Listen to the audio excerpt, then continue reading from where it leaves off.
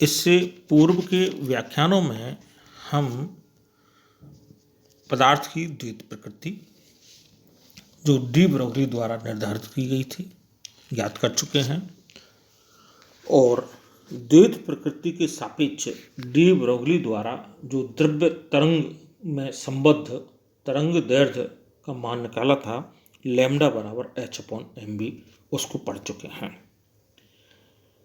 क्या ये समीकरण सही थी? इसके सत्यापन के लिए डेविसन जर्मर के प्रयोग को भी हम पढ़ चुके हैं, जिसके आधार पर यह सिद्ध किया था कि इलेक्ट्रॉनों में तरंग गुण उपस्थित होते हैं। अर्थात ये कह सकते हैं कि डी ब्रोगली द्वारा जो ज्ञात समीकरण थी, सिद्धांत था, जिसमें पदार्थों से संबद्ध तरंग दैर्ध्य लैम्डा बराबर h/mv को ज्ञात किया गया था, वो सही है।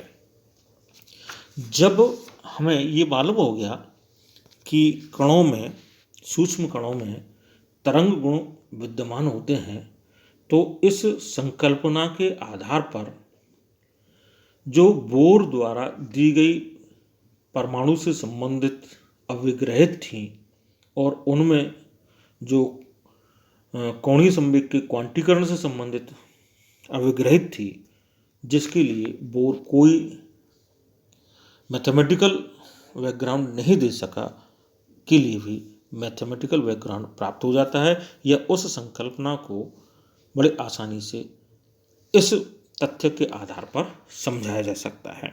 इसलिए आज हम टॉपिक ले रहे हैं कोणीय संवेग का क्वांटाइजेशन या बोर के क्वांटम अभिग्रहित की डी ब्रोगली समीकरण द्वारा पुष्टि। तो अब हमारा टॉपिक है जिसे आज हम डिस्कस करेंगे, बोर के क्वांटम अभिग्रहित की डी ब्रोगली समीकरण द्वारा पुष्टि अथवा कोणीय संवेग का क्वांटीकरण। Confirmation of Bohr postulates by de Broglie equation और क्वांटाइजेशन ऑफ एंगुलर मोमेंटम। जैसा कि आप जानते हो कि बोर की ये एक मुख्य अभिग्रहित थी, जिसमें उसने कहा था कि इलेक्ट्रॉन परमाणु के नाभिक के चारों ओर केवल उन्हीं वृत्ताकार कक्षाओं में चक्कर लगा सकते हैं जिनमें गतिशील इलेक्ट्रॉन का कोणीय संवेग h/2π का पूर्ण गुणज होता है। अर्थात वहाँ कहा था, ध्यान होगा आपको, कि mvr = nh/2π, h/2π का पूर्ण गुणज n एक पूर्णांक था जिसका मान 1, 2, 3, 4, 5, 6 इस तरीके से था। लेकिन इसके पूर्णांक होने के कारण को बोर नहीं समझा पाया कि ये पूर्णांक ही क्यों हो सकता है, भिन्नांश क्यों नहीं हो सकता। इस तथ्य को जब डी ब्रोगली द्वारा सूक्ष्म कणों में तरंग गुण को समाहित किया गया तो बड़े आसानी से स्पष्ट किया जा सका। डी ब्रोगली के अनुसार प्रत्येक कक्षक में इलेक्ट्रॉन का अस्तित्व एक अप्रगामी तरंग स्टेशनरी वेव के रूप में ही होता है, जिससे एक निश्चित तरंग दैर्ध्य संबद्ध है। तब यदि वृत्त की परिधि तरंग दैर्ध्य की बहुसमाकलन है तो तरंग का अस्तित्व होगा, और यदि बहुसमाकलन नहीं है तो तरंग एक पूर्ण परिक्रमा के बाद व्यतिकरण होकर अस्तित्वहीन हो जाएगी। जब ये तथ्य इस n के पूर्णांक होने को अभिव्यक्त करता है, यदि n = 1, 2, 3, 4, 5, 6 इस तरीके से है, तो उस वेव का पूर्ण चक्कर के बाद में उसी कला में फिर रिपीटिशन होता है। लेकिन यदि ये पूर्णांक नहीं है तो एक चक्कर के बाद में वेव विनाशी व्यतिकरण करेगी और उसका अस्तित्व खत्म हो जाता है, जिसको अभी हम एक डायग्राम से भी समझेंगे। पहले इसके लिए हम मैथमेटिकल आधार प्राप्त कर लेते हैं। हम मान लें कि इलेक्ट्रॉन r त्रिज्या की वृत्ताकार कक्षा में चक्कर लगा रहा है। उससे संबद्ध तरंग दैर्ध्य का मान लैम्डा है। तो जब तरंग दैर्ध्य का मान लैम्डा है तो उस वृत्ताकार कक्षा को रखने वाले जो वृत्त है उसकी परिधि सरकमफ्रेंस का मान कितना होगा, 2πr होगा। और तरंग सिद्धांत के अनुसार यदि इस 2πr का मान तरंग दैर्ध्य का बहुसमाकलन है यानी पूर्ण गुणज है तो ही इसका अस्तित्व संभव होगा, फ्रैक्शनल वैल्यू पर इसका अस्तित्व संभव नहीं होगा। तो 2πr का मान लैम्डा के nth टाइम्स हो सकता है और n क्या होगा, एक पूर्णांक होगा। तब 2πr बराबर n लैम्डा हम लिख सकते हैं क्योंकि n उसका कोई भी एक मल्टीपल है 1 2 3 4 पूर्णांक के रूप में, जिसे हम समीकरण नंबर 1 के द्वारा अभिव्यक्त कर रहे हैं। डी ब्रोगली समीकरण के द्वारा इस लैम्डा का मान कितना दिया गया था, क्योंकि द्रव्य तरंग है ये, lambda is equal to h/mv।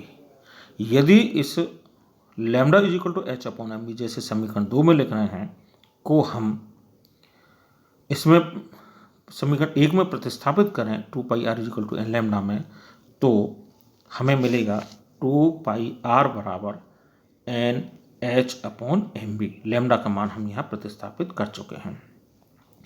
यदि हम मोमेंटम की फॉर्म में इसे कन्वर्ट कर लें इस इक्वेशन को, तो mv को ट्रांसफर करके लेफ्ट हैंड साइड में ले जाएं और 2π को राइट हैंड साइड में ले आएं, तो हमें मिलेगा mvr is equal to NH/2π। अब आप ध्यान से देखिए, जो समीकरण 3 हमें मिली है mvr बराबर NH/2π, ये वही इक्वेशन है जो बोर के द्वारा अपने अविग्रहितों को स्पष्ट करने के लिए दी गई थी कि r त्रिज्या की वृत्ताकार कक्षा में v वेग से गति करते हुए इलेक्ट्रॉन का कोणीय संवेग mvr h/2π के पूर्ण गुणज होता है। तो इस समीकरण 3 से ये बिल्कुल स्पष्ट हो गया है कि उस तरंग गुण को बनाए रखने के लिए कोणीय संवेग का मान h/2π का पूर्ण गुणज ही होना चाहिए, जिसके लिए हम इसे इस डायग्राम के द्वारा अभिव्यक्त कर सकते हैं। यदि ये पूर्ण गुणज है, जैसे मैंने इस डायग्राम में 7 लैम्डा के रूप में दिखा रखा है, जो पीक है 7 है 7, और सरकमफ्रेंस का मान यदि 7 लैम्डा है, ऐसे 8 9 10 कोई ज़रूरी नहीं है 7 ही हो, कुछ भी है, लेकिन मल्टीपल होना चाहिए, पूर्णांक से पूर्णांक का गुणज होना चाहिए, 10 20 25 30 50 1000 जो भी है ये है, तब इस वेव का एग्जिस्टेंस होगा। जैसे मैंने यहाँ दिखाया है 7 पीक्स दिखाए हैं, तो 7 लैम्डा बराबर सरकमफ्रेंस है। लेकिन यदि सरकमफ्रेंस की वैल्यू कोई फ्रैक्शनल वैल्यू है, जैसे यहाँ 6.5 लैम्डा दिखाया है, तो आप देखिए इस डायग्राम में कि यहाँ आकर के ये एक पूर्ण चक्कर के बाद में यहाँ विनाशी व्युत्करण होगा और विनाशी व्युत्करण के बाद में उसकी इंटेंसिटी कम हो जाएगी और शून्य भी हो जाती है। अगर अपोजिट फेज में है बिल्कुल तो एक ही बार में जीरो हो जाएगी, और नहीं तो फिर धीरे धीरे करके ये जीरो हो जाती है। तो यहाँ से हमें बिल्कुल स्पष्ट हो चुका है कि जो डी ब्रोगली द्वारा दी गई समीकरण है वो बड़े आसानी से बोर की संकल्पना को स्पष्ट करती है, जिसके लिए कोई पहले मैथमेटिकल बैकग्राउंड नहीं था, अब मैथमेटिकल बैकग्राउंड उपस्थित है। तो इस प्रकार से हम ड्यूअल नेचर ऑफ मैटर्स को और उसकी हेल्प से बोर कंसेप्ट को एक्सप्लेन कर सके। ठीक है, थैंक यू।